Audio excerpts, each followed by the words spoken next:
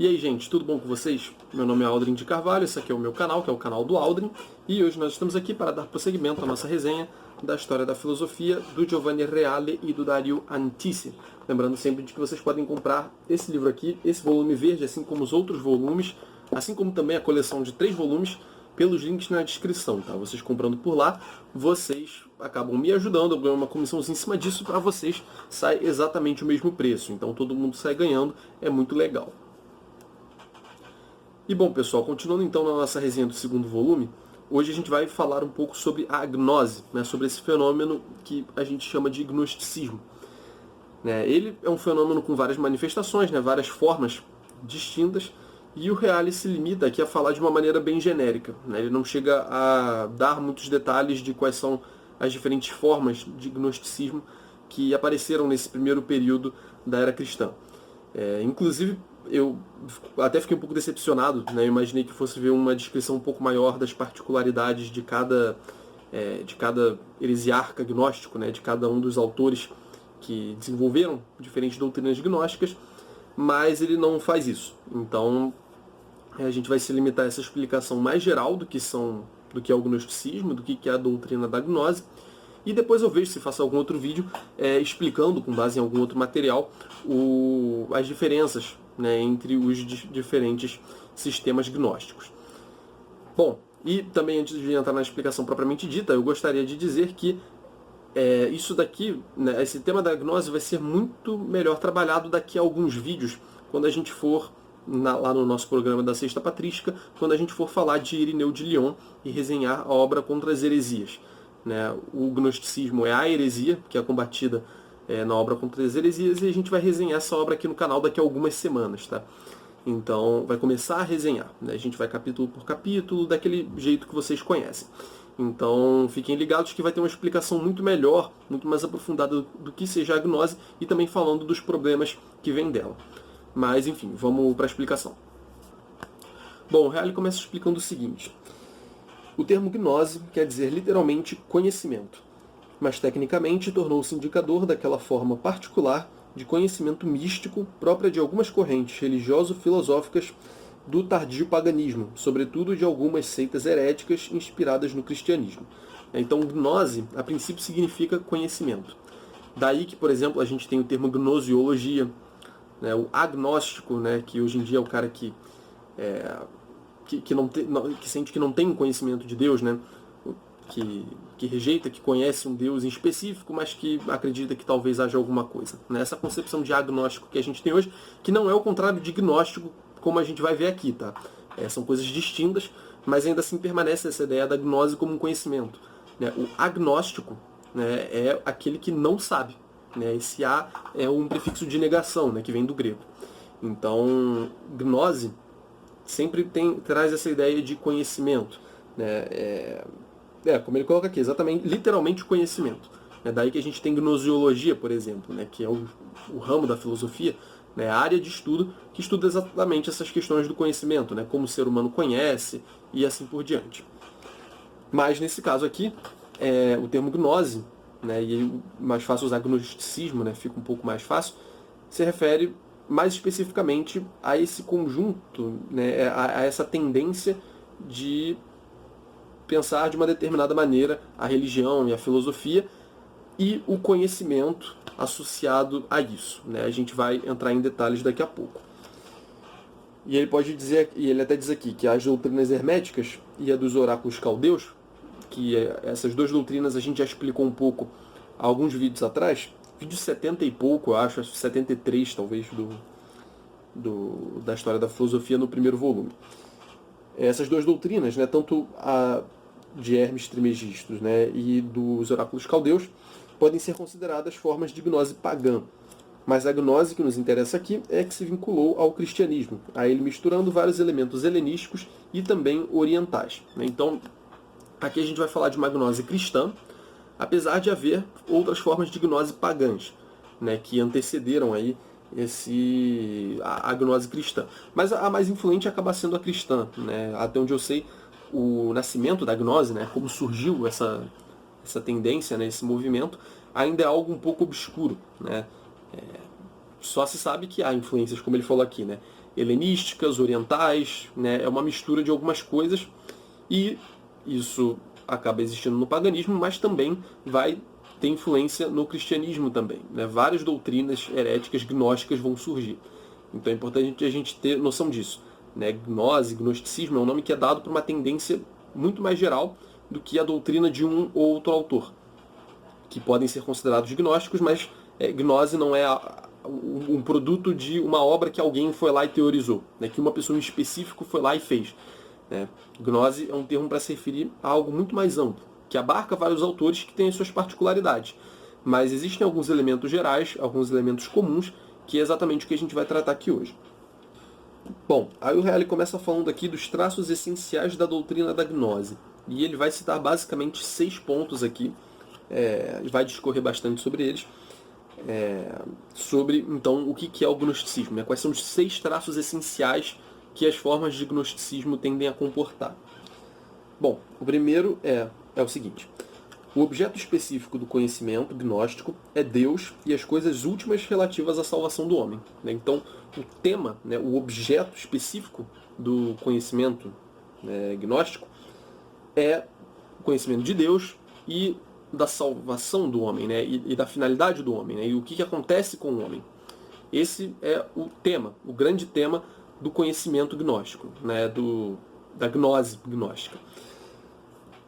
Um texto básico explica de modo resumido que a gnose diz respeito aos seguintes pontos: quem éramos e o que nos tornamos, onde estávamos e onde fomos lançados, aonde desejamos ir e onde fomos resgatados, e de onde fomos resgatados, e o que é o nascimento e o que é o renascimento.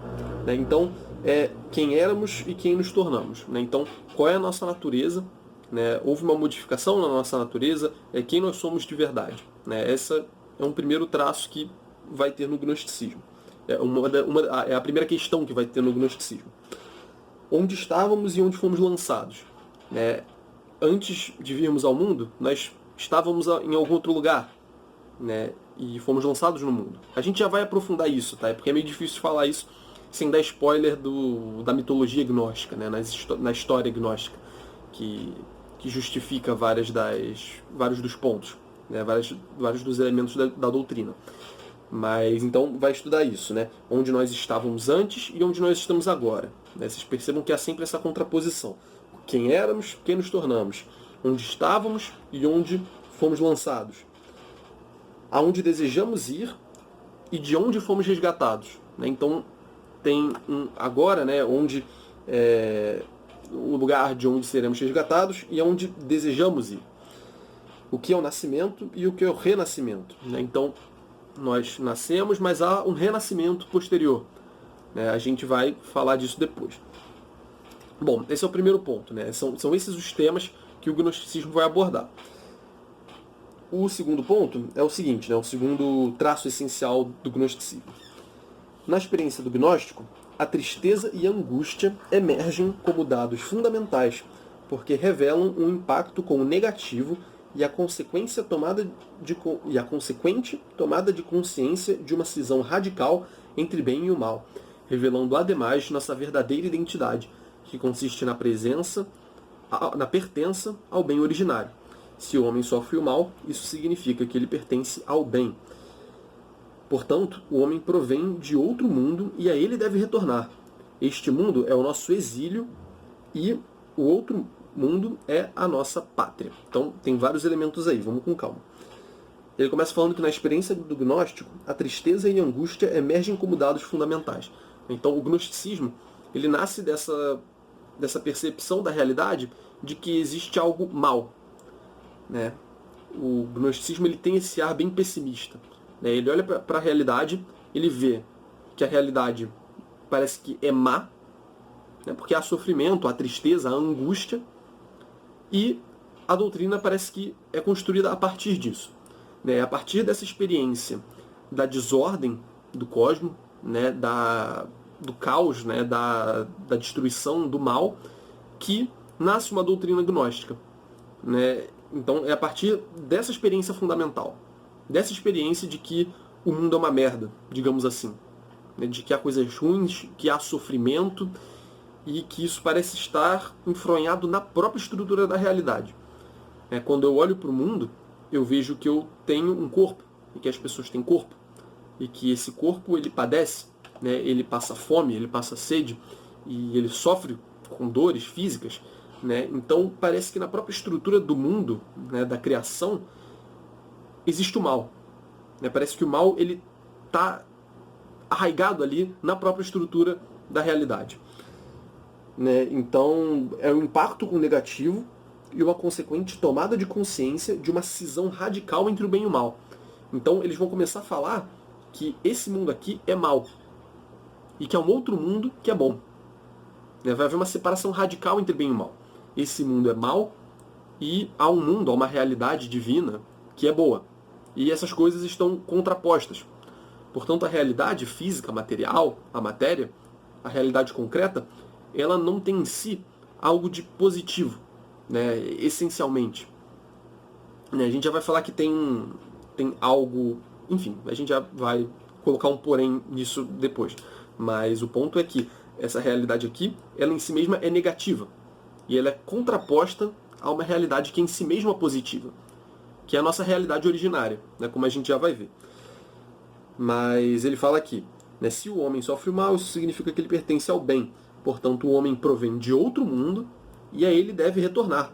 Este mundo é o nosso exílio, né, este mundo é o nosso exílio, e o outro mundo é a nossa pátria. Né? Então, a nossa natureza, ela não é material, né, ela não é deste mundo. A nossa natureza, ela é anterior a isso. É uma natureza que é espiritual, que é positiva. E que não está sujeita a essas dores do corpo, né, ao mal que existe no mundo. Né, porque o mundo prognóstico é mal. Né, ele percebe o sofrimento e ele, de certa forma, generaliza isso. Ele absolutiza isso para o mundo e fala, o mundo é mal. Mas como o homem se incomoda com isso, né, ele se incomoda com esse mal, ele percebe que isso é um mal, né, como ele sofre no mundo, ele tem a consciência do sofrimento, da angústia, né, ele não tem como evitar essa posição pessimista diante do mundo. Isso, para o gnóstico, indica que ele tem uma natureza que não é desse mundo. Né? Se ele se incomoda com as dores desse mundo e se isso o aflige e o leva à reflexão a respeito da vida, da realidade, da natureza do mundo, é porque ele em si é de uma natureza distinta da natureza do mundo. O homem, ele é originalmente um ser espiritual, mas que caiu nesse mundo da matéria, nesse mundo da maldade, nesse mundo da desordem. Essa é a experiência fundamental do gnóstico. E sendo essa experiência fundamental do gnóstico, toda a concepção a respeito da realidade vai girar em torno disso. Então existe o mundo divino, de onde nós viemos, o mundo espiritual, do qual nós caímos e viemos parar aqui, que é o mundo mau, é um mundo da matéria que é corruptível, em que as coisas passam, em que gera dor, gera sofrimento, angústia e tudo isso que eu já estou falando aqui há um tempo. Então, este mundo é o nosso exílio, né? A nossa natureza, a nossa pátria de fato não é aqui, e um outro mundo é a nossa pátria. Então a gente precisa retornar a essa pátria. Né? Nós estamos aqui, de certa forma, de uma maneira acidental, né? Não era para estarmos aqui. Portanto, a gente deve voltar para um mundo que é mais afim à nossa natureza, né? Que é espiritual assim como nós. E, enfim, a gente já vai detalhar um pouco mais esse processo, né? Por que a gente caiu, como a gente retorna, a gente já vai falar disso. O Reale segue falando o seguinte: um dos mais significativos documentos gnósticos afirma: quem conheceu o mundo encontrou um cadáver. E o mundo não é digno de quem encontrou um cadáver. Né? E aí ele explica: o gnóstico deve tomar consciência de si e, conhecendo-se a si mesmo, através de si mesmo, poderá então retornar à pátria originária. Papel essencial nesse retorno é desempenhado pelo Salvador, Cristo, que é um dos éons divinos. Né? Então aqui ele já introduz alguns outros elementos. Mas focando aqui no comecinho disso que eu li agora, né, o gnóstico deve tomar consciência de si e, conhecendo-se a si mesmo através de si mesmo, poderá então retornar à pátria originária. Né? Então, percebam, conhecer a si mesmo, tomar a consciência, tudo isso envolvendo uma ideia de conhecimento, né, de gnose. É por isso que é o gnóstico. Né? O gnóstico, através de uma forma de conhecimento, ele vai alcançar a salvação dele. né, através da gnose, que ele vai alcançar, né, esse retorno, né, que ele vai poder retornar à pátria originária dele, né, ao mundo divino, ao mundo espiritual, ou como quiser chamar. E ele coloca aqui que o Cristo, né, o Cristo, Jesus Cristo mesmo, ele tem um papel fundamental nisso aí, nesse retorno, né, nesse fazer com que o homem retorne à natureza original dele, né, nessa redenção do homem. E coloca Jesus Cristo como um dos éons divinos. A gente já vai explicar o que são esses éons, mas coloca Cristo como um entre a multiplicidade de éons que há. A gente vai aprofundar nisso depois. Bom, o terceiro traço essencial é o seguinte. Ele fala que os gnósticos dividem os homens em 3 categorias. E isso está super associado com essa questão da gnose que a gente acabou de ver, né? Desse conhecimento que vai libertar o homem da matéria, do corpo, né? dessa dimensão da realidade que é má. Bom, 3 categorias de homens, então. Os pneumáticos, os psíquicos e os ílicos. Né? Nos pneumáticos, predomina o espírito, né? Pneuma, espírito. Nos segundos, né? Nos psíquicos, predomina a alma, né? Que é a psique. São os psíquicos.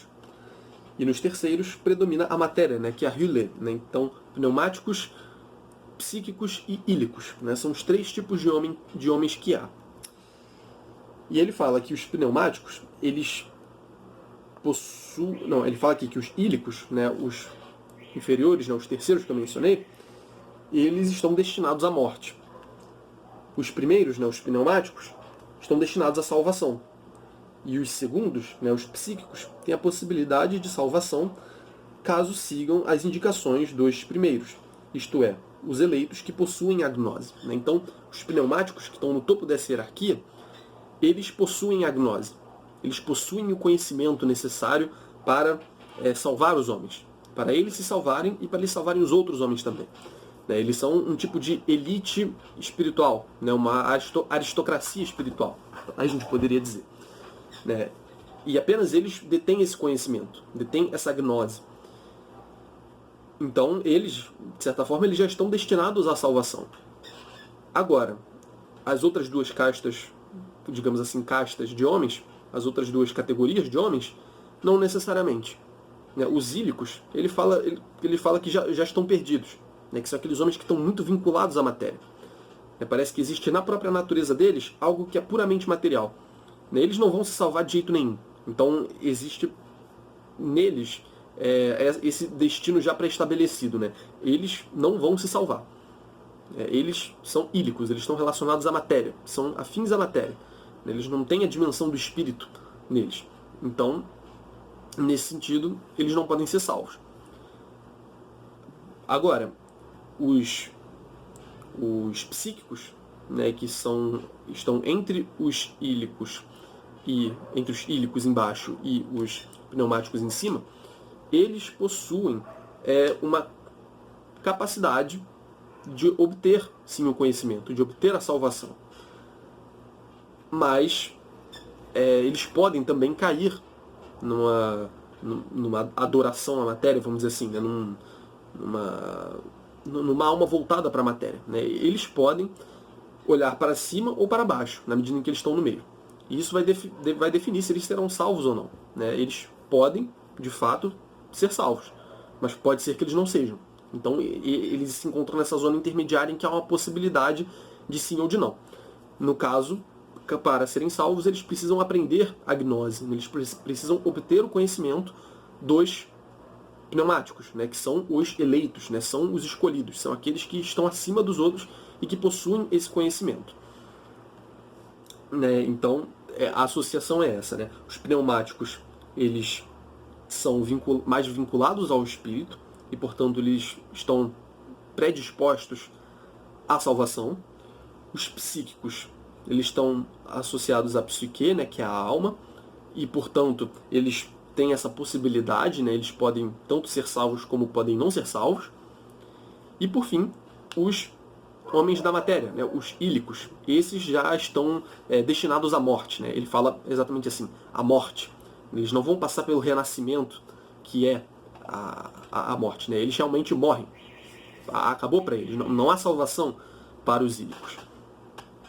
Bom, falamos do objeto específico da gnose, né, do conhecimento gnóstico.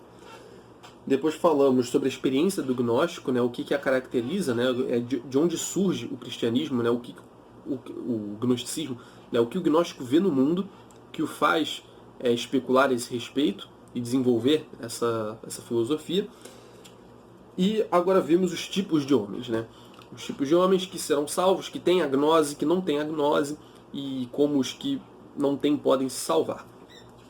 Agora, no quarto traço essencial da doutrina da gnose, ele vai falar de um ponto que eu já adiantei no segundo ponto, né? Vai falar sobre como o mundo é mau.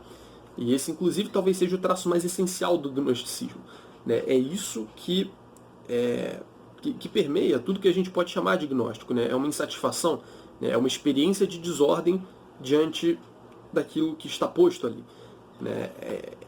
Digamos assim, um foco mais na parte ruim do que na parte boa, digamos assim.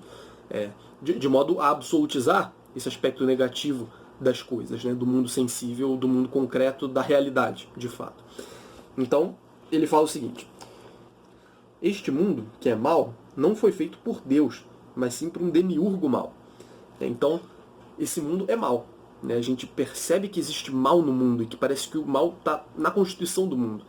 As coisas somem, né? É um mundo do devir, e há o sofrimento, e há a perda, e há o desgaste, e há tudo isso que, para a gente hoje em dia, não é nem muito difícil de perceber, na verdade.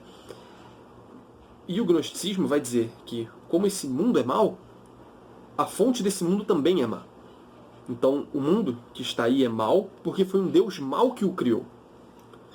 Percebam, como isso é uma inversão da mensagem cristã num certo sentido, né? Em vários sentidos, mas nesse em específico que é o mais fundamental. Deus não criou o mundo e viu que era bom. Né? Deus não via bondade no mundo, não vê bondade no mundo, no gnosticismo. Né? O mundo em si é mau, é realmente mau. E o Deus que criou isso é mau também.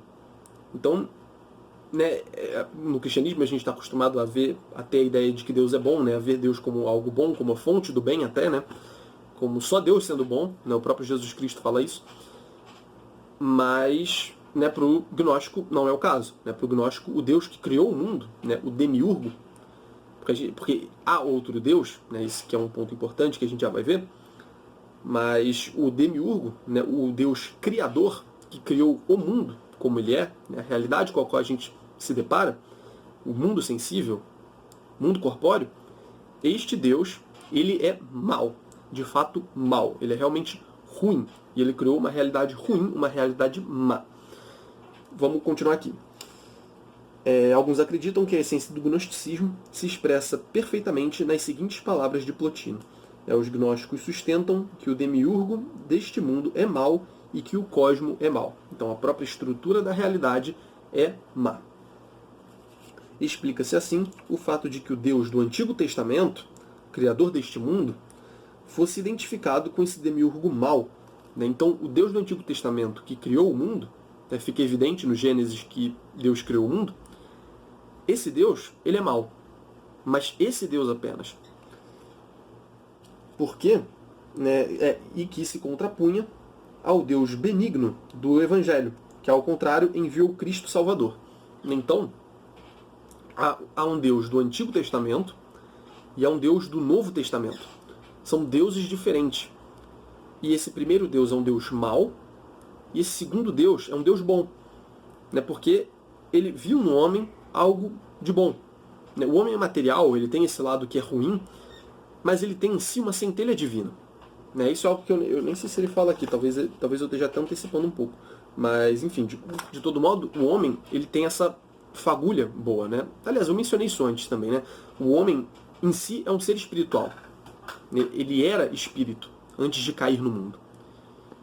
E o Deus que se revela no Novo Testamento é um Deus bom exatamente porque ele, ao invés de simplesmente aniquilar com essa realidade má que o demiurgo criou, que o Deus mau criou, ele simplesmente olha, sabe que é mal, mas ele vê que no meio dessa maldade existem algumas coisinhas que são boas, digamos assim, que são exatamente os homens, cuja natureza não é desse mundo criado. Os homens têm uma natureza espiritual e caíram nesse mundo, que é mau. Então a natureza deles permanece boa, a natureza mais íntima deles, apesar de eles estarem misturados com os corpos, né? Eles têm corpos, eles têm matéria, eles padecem de dor e sofrimento, mas isso é porque o homem caiu. Originalmente ele tem uma natureza que é positiva, que é boa, né? E que é louvável. Então o Deus bom, ele envia Cristo exatamente para resgatar o homem dessa natureza caída. Dessa natureza caída no mundo, né? Dessa natureza caída da matéria. Né? O homem, enquanto está aqui, ele está preso à matéria. Ele precisa se libertar da matéria. E Cristo é o que traz esse conhecimento, essa gnose, que permite essa libertação. E aí ele segue falando aqui que Cristo é uma entidade divina que veio à Terra revestida de um corpo apenas aparente. A interpretação alegórica dos textos sacros permitia aos gnósticos dobrá-los às suas exigências. Então a gente vê, né, ele faz aqui a relação com a interpretação alegórica. No último vídeo a gente falou de Filão de Alexandria, que é quem traz essa concepção de que é possível interpretar o Antigo Testamento de maneira alegórica. Inclusive mais cedo eu falei dos 3 tipos de homens, né? E que estão diretamente relacionados com a concepção que o Filon traz de uma tripartição da antropologia. Eu falei que há os homens pneumáticos, aos homens psíquicos e aos homens ílicos. Os homens que se relacionam com o espírito, outros que se relacionam mais com a alma e outros que se relacionam mais com a matéria. E isso pressupõe uma antropologia como a que o Filon propôs, né? Que existe uma dimensão no homem que está para além da dualidade corpo e alma, né? Que é precisamente a dimensão do espírito com a qual ele se relaciona com Deus. A gente já explicou isso no último vídeo, como funciona, mas só trazendo aqui para fazer esse paralelo que eu tinha esquecido de fazer antes. Mas voltando ao assunto, ele fala aqui então dessa coisa da interpretação alegórica da Bíblia, né? Das Escrituras, que é algo que o Filon traz também. É algo que o Filon trouxe originariamente e talvez sem o qual os gnósticos não tivessem o aparato, né, a justificativa hermenêutica para fazer isso. Porque eles colocam aqui, né, que Cristo é uma entidade divina que veio à Terra revestida de um corpo apenas aparente. Então, Cristo não tem um corpo de verdade. Aquele corpo dele, né, que a gente, enfim, com o qual ele foi crucificado, andou, pregou, enfim. Esse corpo que ele usava aqui, na verdade, era um revestimento que não era um corpo de verdade. Era tipo uma ilusão. Jesus Cristo não veio de fato com um corpo. Porque para pensar, é claro que Jesus Cristo não viria com um corpo de verdade, porque o corpo é mau. A matéria é ruim, esse mundo é ruim. Então a divindade que vem, ela não pode se misturar com o corpo. Não faz sentido isso dentro do esquema gnóstico, né? Da concepção gnóstica. Então é necessário que a divindade, se ela veio, se existe um ser divino que veio para nos libertar, para nos salvar, através da gnose, ele não pode ter corpo. Não faz sentido ele ter corpo, porque a realidade divina veio exatamente para nos libertar dessa realidade material. E não para simplesmente assumi-la e aceitá-la. Porque ela é criação do demiurgo mal, ela é criação de um Deus mal, de um Deus inferior, de um Eon, como a gente já vai ver, que está abaixo do Deus supremo, maravilhoso, do qual emana a bondade. Então, não faz sentido um Deus, se ele de fato veio, ele ter um corpo. Porque a matéria é um fator de negatividade, enquanto o espírito é um fator de positividade. Existe essa contraposição muito radical. Então, Jesus Cristo não veio com corpo. Ora, mas na Bíblia está escrito lá que, né, os apóstolos pregam e nos evangelhos está escrito que Jesus Cristo veio, pregou e foi preso na cruz, né, e sofreu. E tem todas essas questões, né, que envolvem o corpo de Cristo. Mas o gnóstico vai falar que isso tudo era aparente. Isso não era verdade. São chamados docetistas, né, que a gente já estudou um pouco lá na patrística. Na sexta patrística, eu e o Marcelo, a gente já se deparou com alguns autores que tendem a dialogar um pouco com isso e tendem a criticar isso também. né? Vocês podem dar uma olhada lá, eu acho que foi no primeiro volume, então tá lá no canal do Marcelo, mas aqui no canal tem a playlist da Sexta Patrística, vocês podem ver lá. Mas o que importa, então, é que Jesus Cristo precisa ter vindo sem corpo, né? Eles precisam aceitar o docetismo, né? Jesus Cristo veio sem corpo. Mas como assim, se na Bíblia está dizendo que ele sofreu, né? E o sofrimento é algo próprio da matéria, como a gente viu, né? São os corpos que sofrem. Então como é que Jesus Cristo, que é um Deus, que é uma divindade, né? Que foi enviado por esse Deus supremo, por esse Deus sumo, que é bom, como é que ele pode sofrer se sofrimento é algo próprio da matéria, que é algo mal? E ele é bom, né? Então, como conciliar isso? Literalmente falando, não dá para conciliar. Mas os gnósticos, eles fazem um apelo a essa coisa da interpretação alegórica das escrituras, que parece ter sido introduzida no mundo ocidental pelo Philon, né? No mundo cristão, pelo menos, né? No cristianismo. Na religião, né? Já que o Philon é judeu, na verdade. A gente já falou disso também. Mas então, através dessa interpretação alegórica, através dessa margem que a alegoria traz, é possível encaixar uma concepção gnóstica dentro da mensagem evangélica. É possível que esse Deus que sofreu, na verdade, não tenha sofrido exatamente. Ele pareceu que sofreu, ele pareceu que tinha um corpo, mas na verdade não era exatamente isso, e dá pra gente relativizar, né, a partir do momento em que a gente assume uma interpretação alegórica acerca da Escritura. Né? Então, percebam que sem a interpretação alegórica da Escritura, não seria possível essa conciliação entre uma doutrina gnóstica, né, que propõe essa radical separação entre bem e mal, entre matéria, má e espírito bom, né? Não seria possível essa relação com o Evangelho se não fosse uma interpretação alegórica, né, que permite aí uma maleabilidade de sentido. Então, percebam o quão importante é isso, né? E se vocês quiserem entender um pouco mais acerca disso, voltem ao último vídeo do Philon. Né? Eu acredito que nesse vídeo aqui chegue muita gente que não assistiu o último vídeo, precisamente porque gnosticismo é um termo que está um pouco na moda hoje em dia. Mas, enfim, de todo modo, se você não viu, eu recomendo que vá lá e assista todos os outros vídeos da série também. Mas o último principalmente, né? Eu acho que a gente deu uma noção legal. E também no vídeo sobre as ideias do cristianismo. Né? No vídeo sobre as ideias do cristianismo, eu falei um pouco sobre o que é o correto dentro do cristianismo, né? O que é tido como ortodoxo e o que perdurou ao longo da história, né? E que se contrapõe ao gnosticismo, portanto. Então eu não quero ficar aqui traçando muitas relações entre o gnosticismo e o cristianismo ortodoxo normal, porque senão, enfim, eu meio que já fiz isso um pouco, né? Se vocês virem aquele vídeo e virem esse, vocês facilmente vão conseguir contrapor essas noções, né? Essas concepções acerca da realidade. Bom, gente, esse foi o quarto ponto fundamental do gnosticismo, que provavelmente é o mais importante, né? Junto do segundo, né? Que, enfim, estão intimamente relacionados, né? Essa ideia de que o cosmos é mal, de que as coisas são ruins e que existe algo bom para além disso, mas totalmente separado disso. Né? Enfim, essa experiência gnóstica da angústia, né? Esse pessimismo em relação às coisas como elas são. E, depois de falar disso, então, o Reale vai para o ponto 5, para a letra E.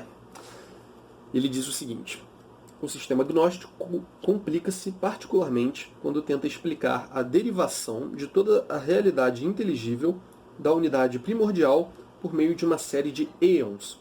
E agora vamos explicar o que é isso. Entidades eternas que emanam em duplas, E ele fala aqui que, segundo alguns, né, alguns gnósticos, como eu falei, há divergências, há diferenças entre os pensamentos gnósticos, Cristo seria o último éon. E também existe a questão da derivação do homem, que nem sempre está muito bem explicada, né, segundo o Reale aqui. Mas enfim, então existe um Deus sumo, né, existe um Deus primordial que é bom, e dele vão derivando éons, né, que são realidades divinas, né, entidades divinas eternas, né, entidades divinas eternas que vão, a partir dele, surgindo. né, que vão emanando dele. Essa palavra emanação é muito gnóstica. É uma palavra do gnosticismo. Assim, você não vai ver isso em contextos não gnósticos, até onde eu sei. Até inclusive para se referir a outras filosofias, né, que têm outras doutrinas filosóficas que têm conceitos parecidos, né, que têm processos parecidos, é utilizado termos diferentes. Né? Por exemplo, no Plotino a gente fala de uma processão. O termo de emanação é muito específico para o gnosticismo, né? Não se usa muito para além disso. Até onde eu sei não se usa, mas talvez alguém use para alguma coisa. Enfim, de todo modo, os éons, então, eles emanam dessa realidade divina e eles vão como que decrescendo. Né? Existe a realidade primeira, divina, suma, e aí as outras realidades vão sendo menos, vão derivando dessa primeira e, portanto, vão sendo menores, né, nesse sentido de dignidade, de bondade, de grandeza. E ele fala aqui que Cristo seria o último éon, né, aquele último que apareceu ali, derivado desse Deus bom, e que veio ao mundo para resgatar a humanidade do Deus mal, né, resgatar a humanidade do mundo criado pelo Deus mal.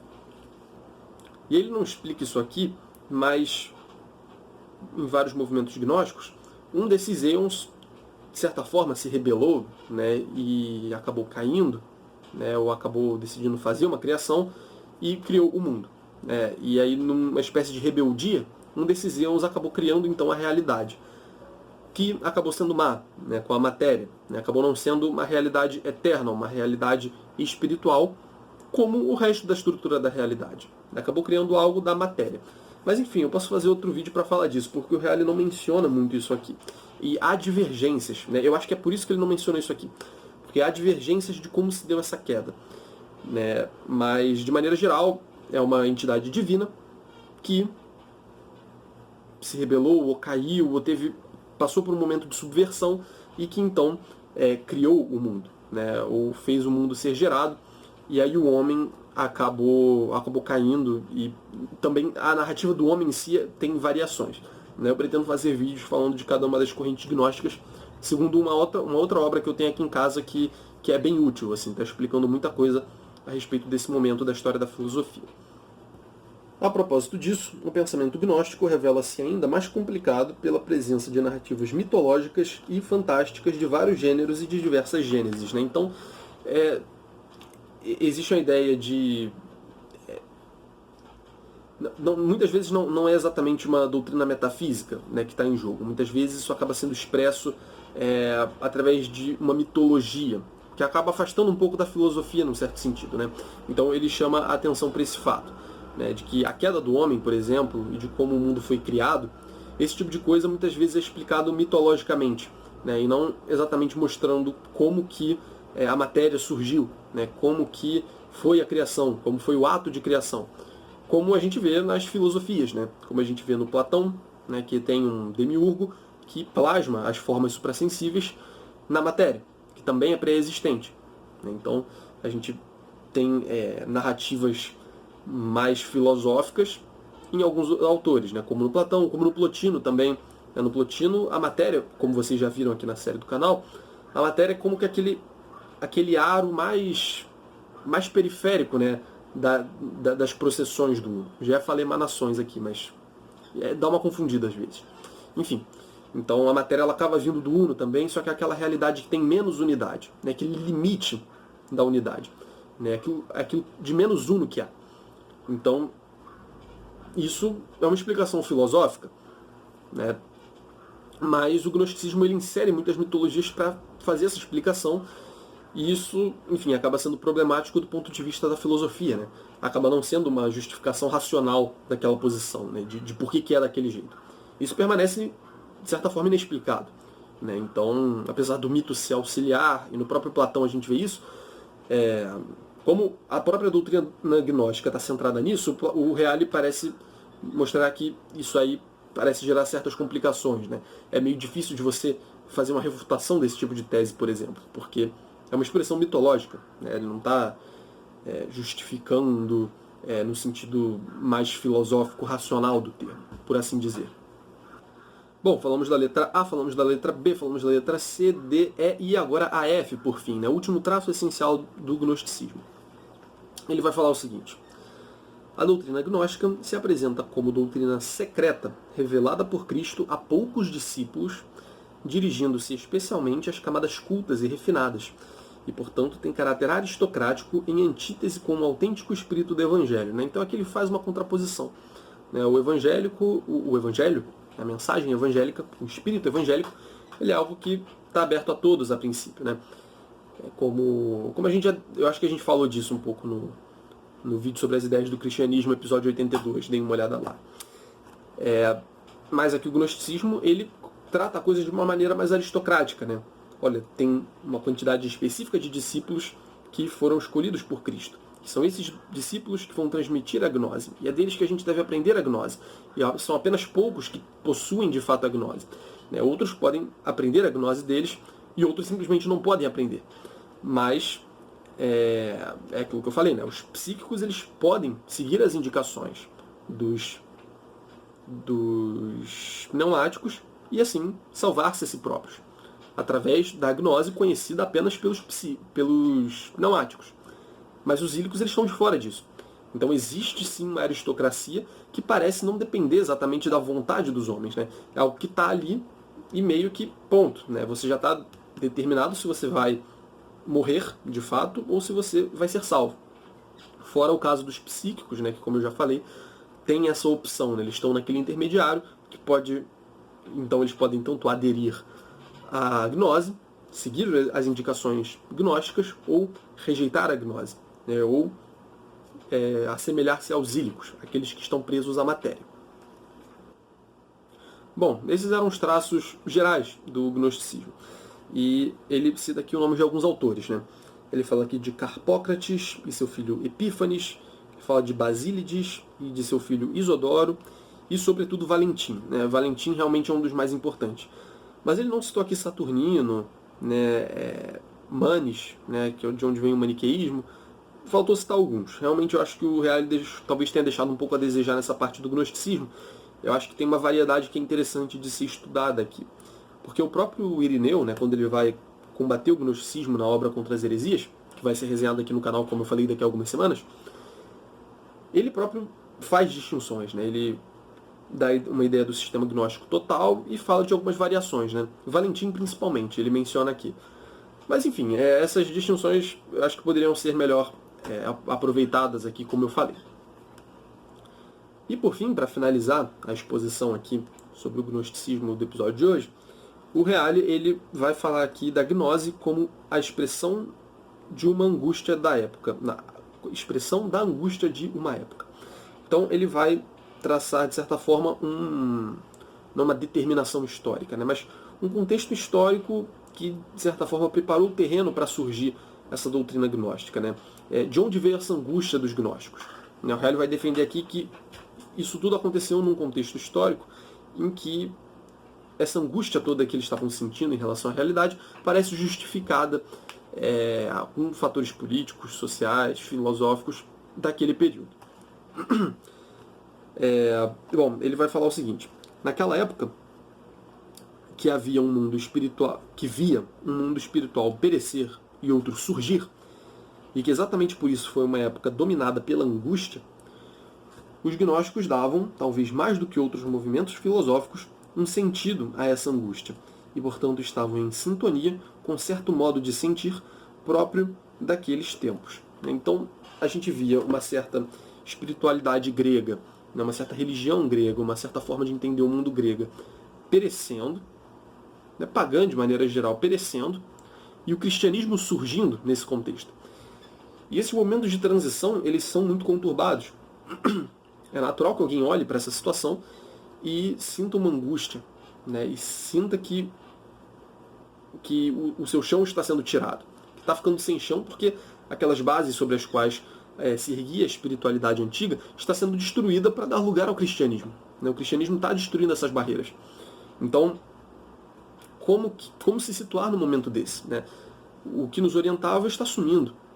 Né? Até a polis grega já havia sumido. Né? Não se pode mais falar de polis. O império está dominando tudo. Né? Então, como que faz?